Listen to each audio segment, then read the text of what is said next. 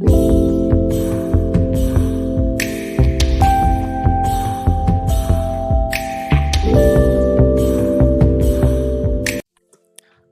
guys, balik lagi sama gue Raffi Nova Fikri sebagai host pada podcast kali ini. Jadi hari ini gue gak bakal sendirian nih, karena gue bakal ditemenin oleh seorang narasumber.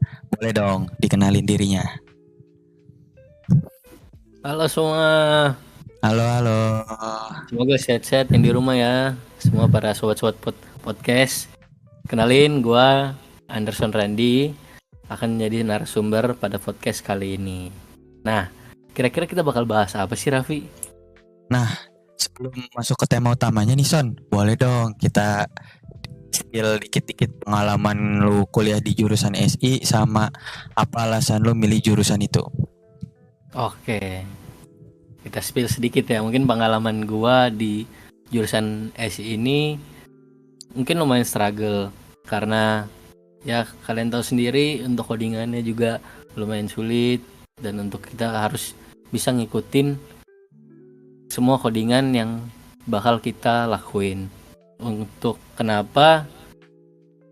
Karena tertarik aja sih mungkin untuk melakukan coding dan bisa coding. Itu aja sih paling. Oke. Ternyata pengalaman lu ya bisa dibilang cukup menarik dan bisa dibilang juga sedikit struggle sih kalau menurut gua. Oke, jadi sebelum kita masuk ke topik pembicaraan kita pada hari ini, pasti nih teman-teman di rumah nih pada nanya nih Son, apa sih tema pada hari ini? Gitu. Jadi tema yang akan kita bawa pada hari ini yaitu seputar tantangan yang bakal dihadapi setelah lulus kuliah IT dan keahlian apa aja sih yang harus dimiliki mahasiswa IT supaya bisa sukses di dunia kerja. Dan gue harap setelah mereka dengerin podcast ini di rumah, jadi mereka khususnya ya mahasiswa-mahasiswa jurusan IT bisa punya gambaran yang lebih jelas lah tentang apa yang harus dipersiapin buat masa depan mereka selanjutnya. Nah, jadi karena tadi lu udah cerita soal pengalaman lu kuliah di jurusan SI nih Son, ada gak sih Son fun fact tentang perkuliahan anak IT atau jurusan SI gitu? Wah, seru nih kalau kita bahas fun fact ya. Pasti seru dan lucu. Mungkin ada beberapa fun fact yang lucu atau seru. Nih, yang pertama, Apa aja tuh Son? kalau perkuliahan anak IT itu di dunia coding itu seperti kayak menyelesaikan puzzle sebenarnya. Fun fact-nya, coding itu benar-benar mirip banget kayak kita menyelesaikan puzzle. Kadang-kadang tuh kita udah merasa udah nyampe nih di solusi, tapi tiba-tiba muncul error. Kalau coding kan error ya, bahasanya kayak aduh codingnya error gitu. Rasanya tuh kayak aduh, padahal hampir selesai tapi kok ada satu potongan yang nggak ketemu kalau di puzzle. Nah kalau di coding errornya ini nih, kayak misalnya ada yang sintaksnya salah ternyata, ada yang keskip. Itulah kenapa kita sering merasa aduh stuck banget nih. Tapi di mana pada saatnya kita berhasil, wah itu rasanya puas banget Raffi. Buat teman-teman pasti bisa ngerasain itu nanti kalau perkuliahan anak IT. Oke. Kira-kira ada lagi gak sih? Ada yang kedua, ini tentang makanan. Makanan instan jadi teman setianya para anak-anak IT. Maksudnya gimana tuh? Jadi banyak mahasiswa IT ini jadi langganan makanan instan, Raffi. Karena apa? Karena sering lembur buat ngerjain tugas atau proyek. Jadi kadang tugas-tugas praktikum, tugas proyek itu bikin kita lupa waktu. Sangat-sangat lupa waktu. Jadi pilihannya apa? Makanan cepat saji jadi pilihan kita. Itu mie instan ataupun lain sebagainya, itu jadi pilihan kita dan menemani kita saat nugas. Oke. Next, kira-kira ada lagi kah? Nah mungkin yang ketiga ini yang gua rasain ya. Tugas kelompok itu bisa jadi lebih sulit daripada tugas individu. Nah, gimana tuh? Padahal seringkali banyak yang mikir kalau tugas kelompok pasti lebih gampang. Kenyataannya teman-teman, tugas kelompok kalau di jurusan IT yang nggak tahu di jurusan yang lain itu bisa jadi lebih menantang. Kenapa? Karena tiap orang punya keahlian dan cara kerjanya yang berbeda-beda. Pasti namanya juga setiap otak pasti berbeda-beda caranya ya. Belum lagi kalau ada anggota kelompok yang sering absen atau nggak mau berkontribusi, itu yang bikin struggling banget kalau kita punya tugas kelompok. Tapi ya gimana, justru dari sini kita bisa belajar, Raffi dan teman-teman, tentang gimana caranya kita komunikasi atau kolaborasi di dalam tim. Itu kita bisa belajar dari tugas kelompok. Oke. Terus udah sampai situ aja apa masih ada lagi nih, Son? Ada lagi, ini yang terakhir, fun fact yang paling kasihan banget ya kalau jadi anak IT, yaitu malam minggu masih ngoding. Iya. Jadi kita bukan keluar kemana-mana, malam minggu malah ngoding. Jadi kalau anak IT udah disuruh ngerjain tugas atau proyek, mereka nggak kenal waktu. Kadang malah bisa ketemu deadline di malam minggu, harus ngumpulin tugas. Jadi bukan hal aneh kalau lihat teman-teman kalian yang IT atau yang lagi ngoding ngelakuin hal-hal ngoding pas lagi weekend. Karena tugas IT itu kayak teman yang selalu datang di waktu yang nggak tepat. Gitu. Aduh, iya banget lagi. Jadi kayak dunia coding tuh emang kayak puzzle ya, yang tadi lu udah bilang ya, yang nggak pernah selesai kan. Kadang kayak udah yang tadi lu bilang sih kan udah merasa deket banget nih sama solusinya, terus tiba-tiba ada yang error, terus kita jadi pusing ya kan. Nah terus tadi tuh yang soal yang kedua tuh yang soal makanan instan kan. Aduh, itu benar-benar udah makanan sehari-harinya anak IT lah ya. Karena waktu deadline atau ngejar tugas, jadi kayak mie instan tuh jadi penyelamat hidup bagi anak-anak IT ya kan. Terus soal apa tadi, tugas kelompok ya. Nah itu gue emang jujur sebenarnya harusnya ya kalau misalnya dari umum itu tugas kelompok tuh lebih gampang ya, karena kan dikerjainnya bareng-bareng kelompok ya, jadi tugasnya nggak terlalu berat jadinya. Ini malah lebih rumit daripada tugas individu gitu. Tiap orang tuh kayak punya gaya kerjanya masing-masing, jadi kadang butuh waktu lebih buat koordinasi gitu. Diskusi, kita harus diskusi juga.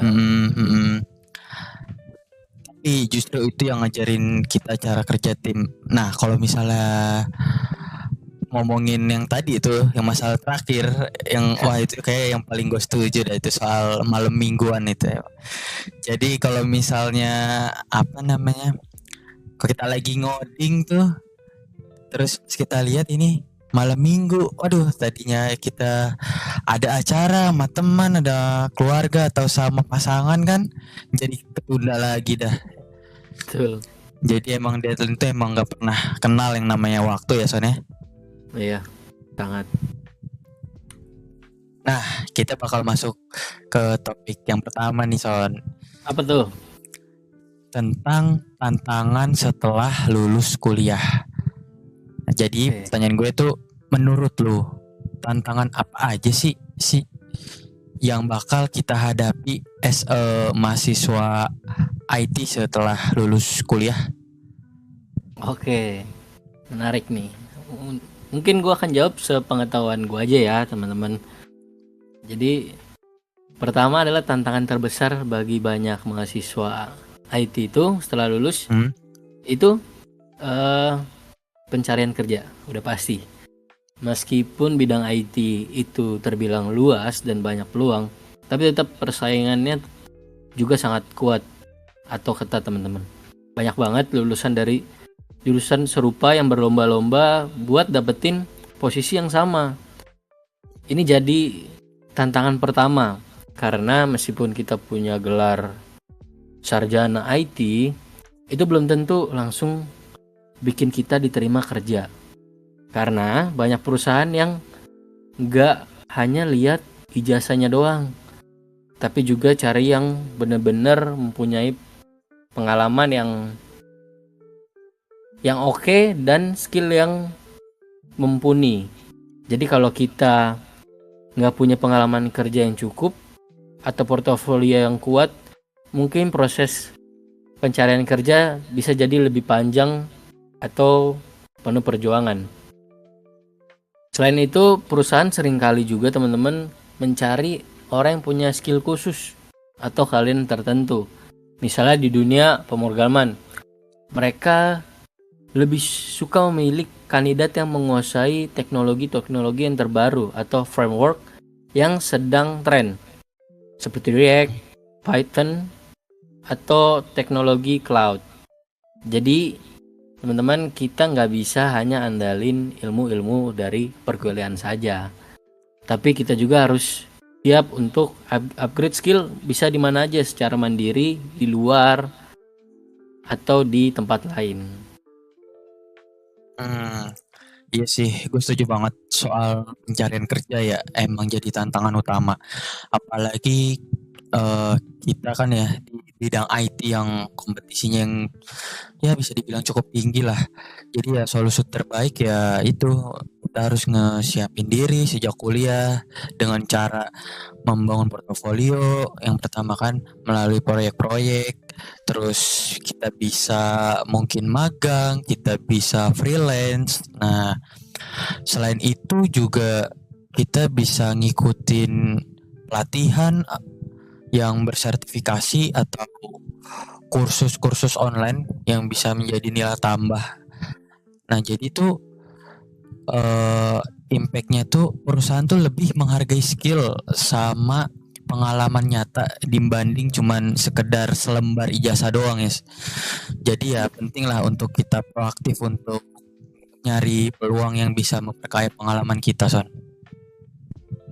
Betul itu. Secara garis besarnya seperti itu. Oke. Next, kira-kira ada lagi nggak, Son? Nah, untuk selanjutnya tantangan apa aja? Ini yang kedua nih buat teman-teman, yaitu menyesuaikan diri dengan dunia kerja yang dinamis. Itu kayak gimana sih? Maksudnya kayak kalau dulu kita belajar Java atau PHP ternyata itu belum tentu relevan di dunia kerja yang sekarang gitu teman-teman. Karena teknologi yang baru muncul terus menerus dan kita ya mau nggak mau harus siap untuk mengikutinya di kemudian hari. Misalnya saat ini teknologi seperti AI, machine learning yang lagi naik daun, itu mesti teman-teman bisa pelajari karena mungkin itu yang bakal relevan di dunia kerja sekarang. Jadi di dunia kerja ini kita nggak bisa hanya mengandalkan ilmu-ilmu yang kita pelajari selama kuliah.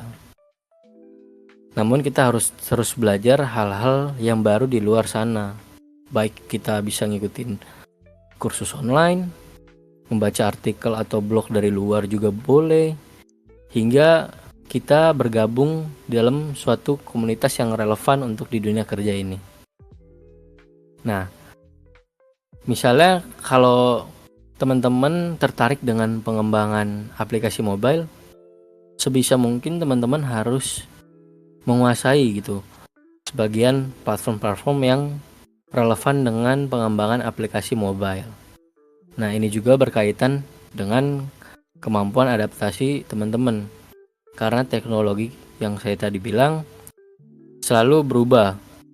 Nah, teman-teman harus bisa berpikir cepat dan siap menghadapi perubahan teknologi yang akan datang. Itu mungkin bisa bikin kita merasa kebingungan di awal. Tapi kalau teman-teman bisa cepat beradaptasi sih, kita bakal lebih siap menghadapi segala tantangan di dunia kerja zaman sekarang gitu teman-teman. Berarti emang persaingan di dunia kerja tuh emang super ketat ya, Son ya. Kita tuh berarti emang nggak bersaing nggak cuma bersaing sama yang fresh graduate doang, tapi juga orang-orang yang udah punya pengalaman kerja. Contohnya kayak misal di posisi developer nih, kita harus siap-siap bersaing sama mereka yang udah kerja mungkin lebih dari setahun, 2 tahun, 3 tahun. Nah, jadi kalau misalnya kita nggak punya skill yang mumpuni atau pengalaman yang cukup relevan dengan bidang tersebut, bisa-bisa kita malah kalah saing. Betul. Nah, makanya penting banget ya kita untuk bikin semacam portofolio yang kece dan terus belajar biar bisa beda gitu dilihatnya sama orang lain.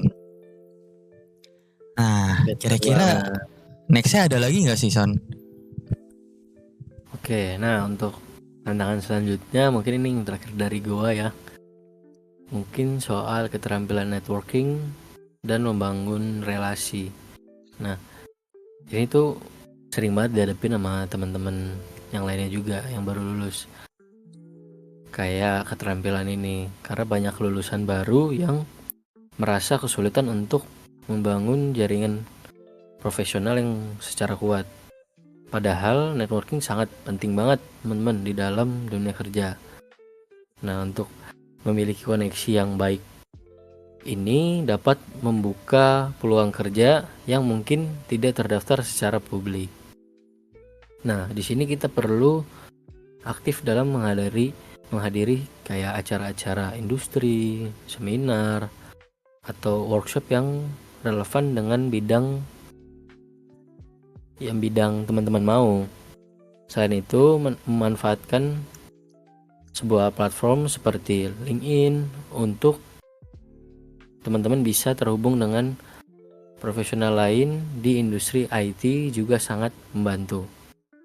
Koneksi yang baik bisa memberikan teman-teman informasi tentang lowongan kerja, tips dalam wawancara, atau bahkan rekomendasi langsung dari orang-orang yang sudah berpengalaman. Jadi penting untuk tidak hanya fokus pada skill teknis saja teman-teman, tetapi juga mengembangkan kemampuan kita untuk berinteraksi dan membangun sebuah hubungan dengan orang lain.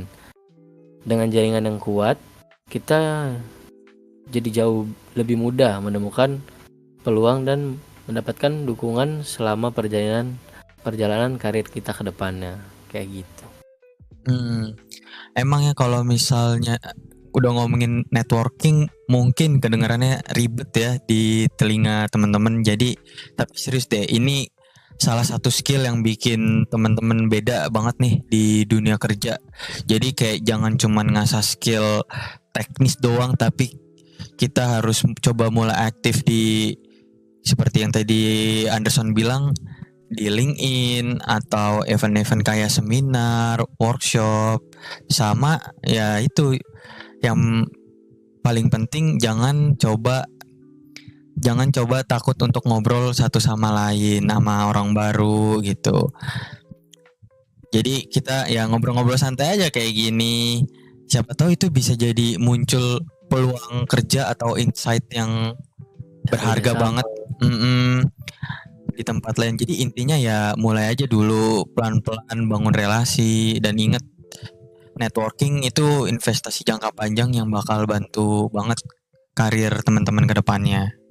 Betul banget. Nah, tadi kan kita udah ngobrolin soal tantangan setelah lulus kuliah nih, Son. Kira-kira ada nggak sih tips-tips untuk ngehadapin itu semua? Oke, bicara tentang tips menghadapi tantangan berarti ya. Mungkin ada beberapa ya. Yang pertama mungkin tentang belajar konsisten dan kita harus menguasai satu bidang khusus gitu. Kenapa? Karena di dunia IT itu perkembangannya sangat cepat, jadi teman-teman gak boleh berhenti belajar bisa dibilang. Karena salah satu cara supaya kita nggak ketinggalan zaman ya adalah dengan menguasai satu bidang khusus ini yang bisa dijadikan suatu kespesialisasi dan kita di dalam dunia kerja. Misalnya kalau misalnya teman-teman suka desain gitu, mungkin fokus aja di UI UX design gitu. Biasanya gue kalau melakukan desain itu di Figma. Mungkin gue bisa ngasih satu gambaran kecil lah gimana itu UI UX desain di Figma. Boleh tolong Raffi ditampilin coba. Oke, boleh, boleh, boleh.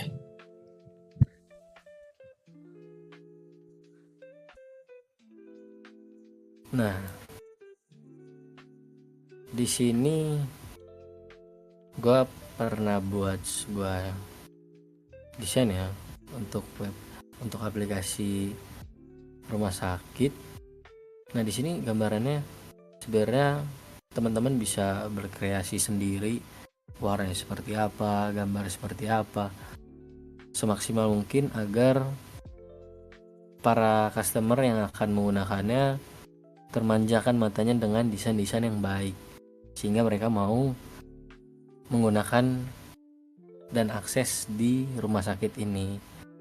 Kayak ada gambarannya, penulisannya dengan font apa, itu terserah teman-teman, dan warnanya. Di sini ada sync in, sync up, dan juga nanti teman-teman akan belajar tentang prototype. Itu akan berguna untuk mengakses halaman-halaman selanjutnya di aplikasi tersebut. Mungkin gambaran seperti itu ya teman-teman.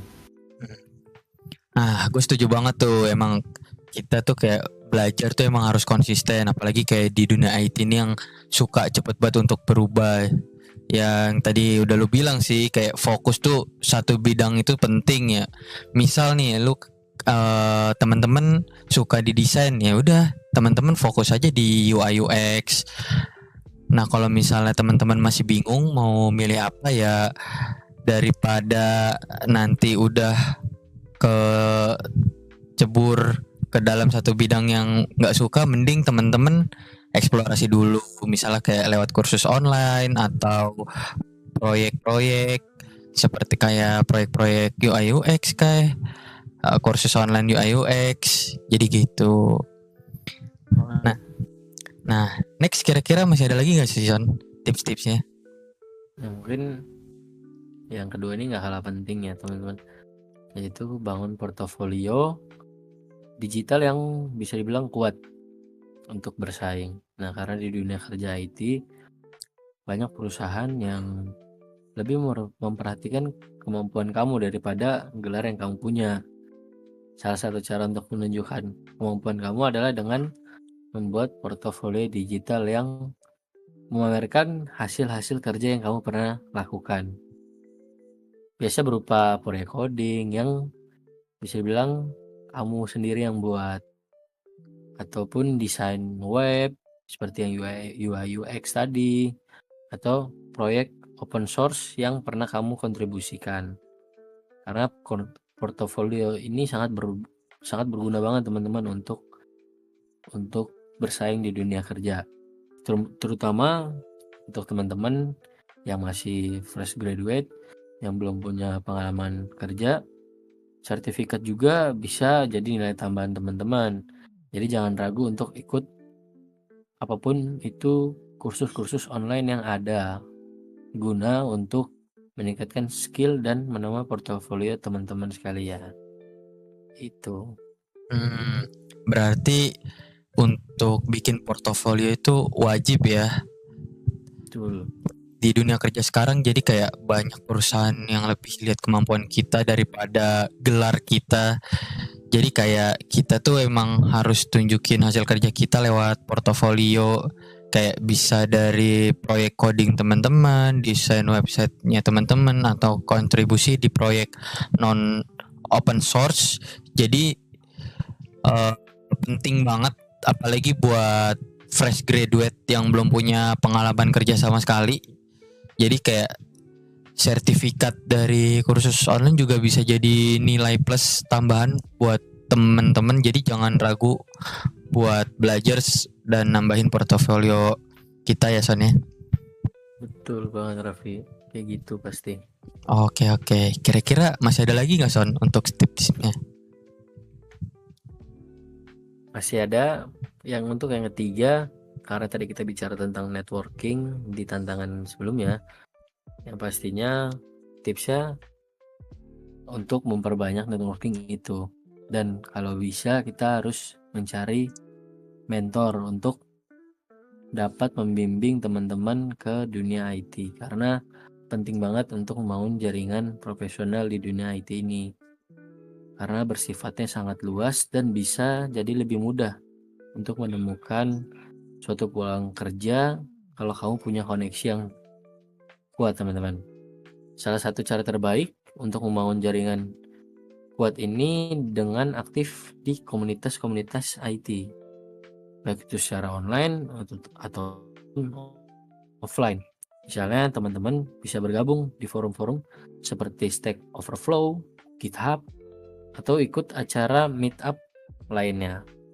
Selain itu yang tadi gua sebut, kita juga harus bisa cari mentor agar bisa membimbing teman-teman, karena seorang mentor bisa memberikan insight tentang industri atau tips sukses dan juga membantu teman-teman mempercepat proses adaptasi di dunia kerja di zaman sekarang.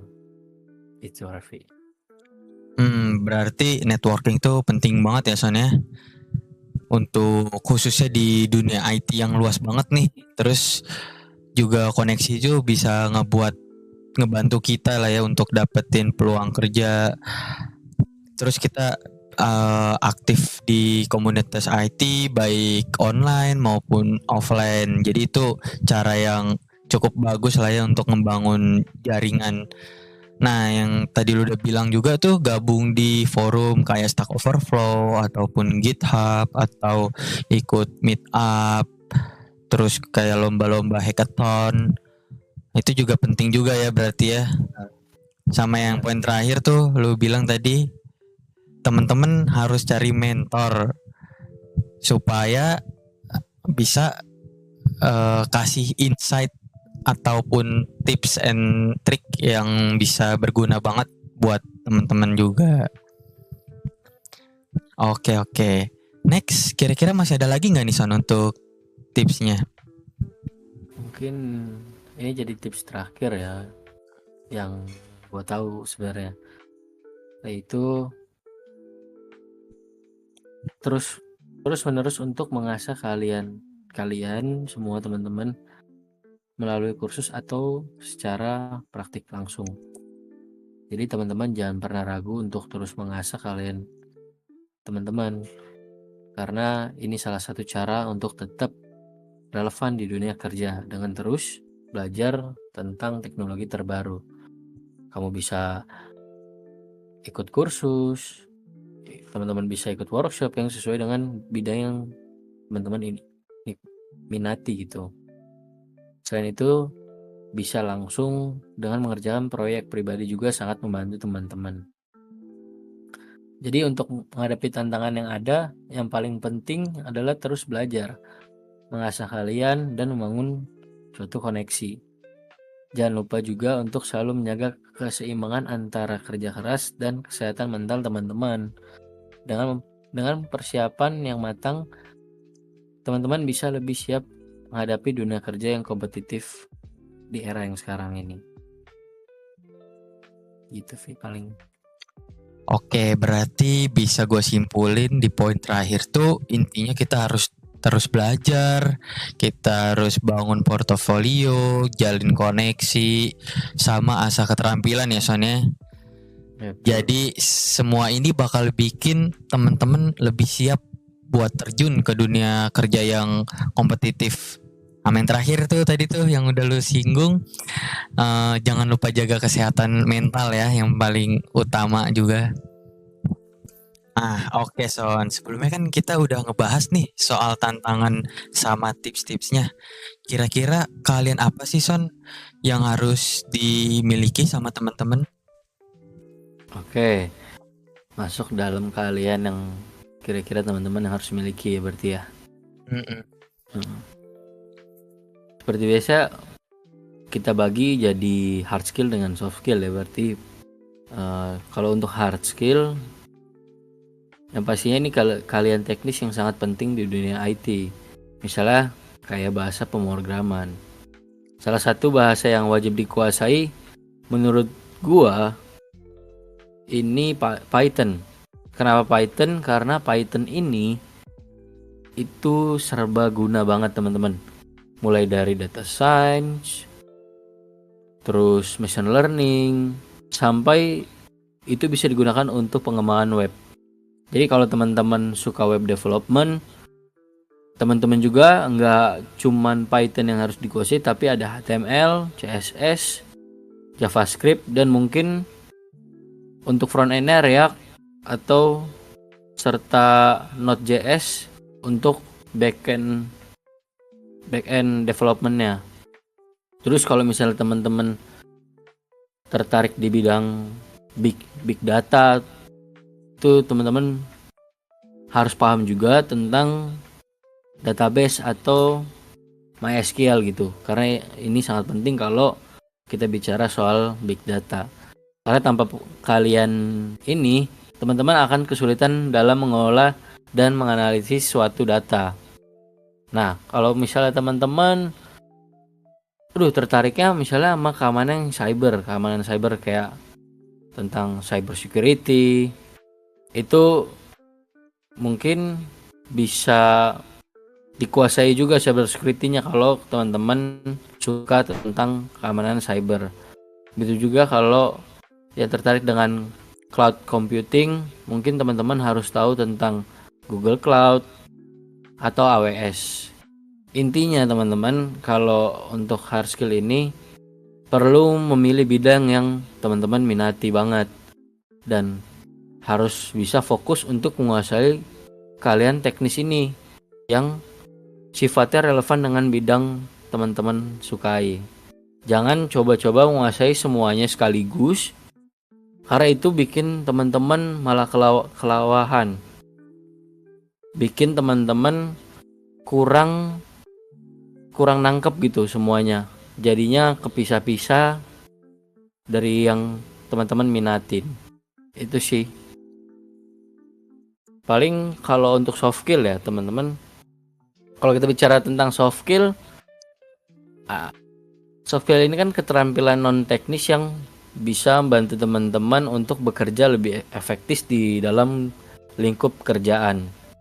Salah satu yang paling penting mungkin kita pasti udah tahu apa, yaitu kemampuan dalam komunikasi, karena komunikasi itu sangat penting di dalam dunia kerja. Teman-teman harus bisa menjelaskan sebuah ide atau solusi teman-teman secara jelas ke atasan atau tim teman-teman ataupun klien yang ada di depan teman-teman nanti. Kemampuan kerja tim juga nggak kalah penting teman-teman di dalam dunia kerja, karena teman-teman nggak akan kerja sendirian. Teman-teman akan dikelilingi banyak teman untuk melakukan suatu pekerjaan, baik itu dalam mendesain, baik itu manajer produk, bahkan juga klien. Jadi teman-teman harus bisa bekerja sama dengan baik dalam sebuah tim. Selain itu teman-teman nggak kalah penting yaitu problem solving. Kadang di dunia kerja kita dihadapkan pada masalah yang belum pernah kita temui sebelumnya.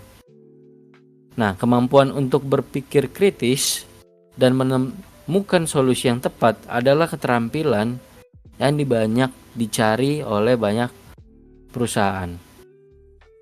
Dan jangan lupa juga teman-teman untuk bisa melatih kreativitas teman-teman dan leadership di diri teman-teman. Karena di dunia IT seringkali kita tiba-tiba diminta untuk berpikir yang di luar nalar gitu, untuk mencari suatu solusi yang sangat inovatif. Nah, kalau teman-teman punya kemampuan untuk memimpin dan memotivasi tim teman-teman nanti, itu bakal menjadi nilai plus banget untuk teman-teman di dunia kerja. Paling itu aja, Raffi. Oke, thank you atas jawabannya Anderson. Nah, paling sedikit gue tanggapi soal yang pertama tuh tadi yang hard skill ya. Itu emang menurut gue sih wajib banget sih dikuasain, soalnya kan itu yang pertama kali dilihat ya sama perusahaan.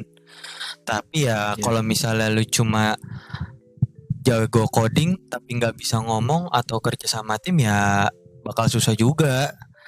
Jadi ya kudu balance lah antara skill teknis sama skill non teknisnya, kayak komunikasi, teamwork, terus ada problem solving. Jadinya tuh biar pas kerja tuh nggak cuma ngerjain tugas doang gitu, tapi juga bisa nyatu sama tim, terus bisa ngadepin masalah dengan santai. Ya intinya dua-duanya penting lah buat sukses di dunia kerja. Oke, tadi kan lu udah ngomongin soal keahlian yang teman-teman harus kuasai nih Son. Ada nggak sih tips untuk mengasah keahlian tersebut? Oke, cara mengasah kalian ya berarti mungkin Mm-mm. teman-teman nggak sadar atau ke skip, tapi udah ada beberapa yang gue pernah mention di podcast tadi. Nah, pertama itu yang pastinya teman-teman harus mau mengikuti kursus dan pelatihan online, itu sangat penting. Nah, yang kedua itu teman-teman harus bisa praktik langsung dengan proyek mandiri atau proyek yang ada di course atau kursus yang teman-teman ikutin. Nah, yang ketiga, untuk networking teman-teman harus gabung dengan komunitas-komunitas IT. Dan yang keempat, teman-teman harus fokus dalam menjalani kursus atau dalam proyek dan juga konsisten untuk belajar coding. Nah, mungkin yang ini belum saya mention, poin kelima yaitu teman-teman bisa belajar dari video tutorial dari YouTube. Karena platform seperti YouTube penuh dengan tutorial yang sangat berguna teman-teman. Dari mulai hal yang dasar sampai yang sudah levelnya tinggi. Jadi teman-teman bisa cari channel yang benar-benar fokusnya di bidang ID tertentu yang teman-teman minati, seperti coding atau desain atau teknologi tertentu yang lagi tren saat ini. Misalnya teman-teman bisa belajar tentang front-end development lewat channel seperti yang kalau yang gue tahu itu Traversi Media, atau teman-teman belajar data science di channel seperti Data School. Nah, dengan menonton video tutorial yang ada di YouTube, teman-teman bisa lebih mudah memahami konsep-konsep yang mungkin sulit dipahami lewat buku saja atau artikel. Kayak gitu cara mengasahnya mungkin. Oke Son, thank you atas jawabannya. Kalau gue pribadi sih setuju banget sih soal tadi lu bilang yang di poin terakhir, belajar dari video tutorial di YouTube itu emang cara yang paling asik lah dan lumayan efektif. Soalnya kan biasanya mereka ngejelasin pakai visual sama contoh langsung ya, jadi lebih gampang teman-teman buat ngerti, apalagi buat konsep-konsep yang ribet-ribet lah. Soal tadi tuh channel-channel yang udah lu mention kayak Transferry Media yang buat front end development sama Data School buat data science. Nah, itu boleh tuh teman-teman kalau misalnya mau ditonton atau dipelajari dari channel-channel tersebut, itu rekomendasi banget lah. Materinya lengkap sama penjelasannya jelas banget gitu. Nah, kita jadi kalau misalnya lewat YouTube tuh kan kita bisa belajar kapan aja ya kan. Kita bisa ulang-ulang videonya kalau misalnya belum paham. Jadi nggak ada alasan lagi buat teman-teman belajar ya kan Son? Lebih fleksibel jadinya. Oke. Gak kerasa nih udah jadi pertanyaan terakhir nih teman-teman di podcast ini. Mungkin sebelum gua tutup podcast ini boleh dong kasih wejangannya atau nasihat buat teman di rumah yang akan menjadi fresh graduate dari jurusan IT nih Son. Oke. Untuk wejangan buat teman-teman ya, bukannya untuk menggurui teman-teman, namun ini sebuah nasihat aja karena gak semua bisa kita anggap susah atau gampang. Jadi untuk di dunia kerja IT cuma hanya dibutuhkan sebuah konsisten dalam belajar maupun dalam sebuah proyek. Jadi teman-teman harus fokus, konsisten dengan apa yang teman-teman punya, dengan teman-teman minati. Kiranya di podcast ini bisa menjadi semangat teman-teman dalam mengejar cita-cita di dunia IT. Semoga kita semua yang ada di sini yang mendengarkan podcast ini, host, narasumber, bisa sukses bareng-bareng di dalam dunia IT ini dan mempunyai ruang lingkup networking yang baik. Terima kasih teman-teman udah mendengarkan podcast ini. Semangat untuk kedepannya. Terima kasih. Oke, mungkin itu saja untuk podcast hari ini teman-teman. Semoga di podcast kali ini teman-teman dapat insight yang lebih untuk mengerti dunia kerja IT di zaman sekarang. Gue juga selaku host mau berterima kasih kepada narasumber hari ini, Anderson, yang telah nyempetin waktunya untuk menjadi narasumber pada podcast hari ini. Baik, gue selaku host pamit undur diri. Terima kasih teman-teman. Bye-bye. Terima kasih teman-teman. Bye semua.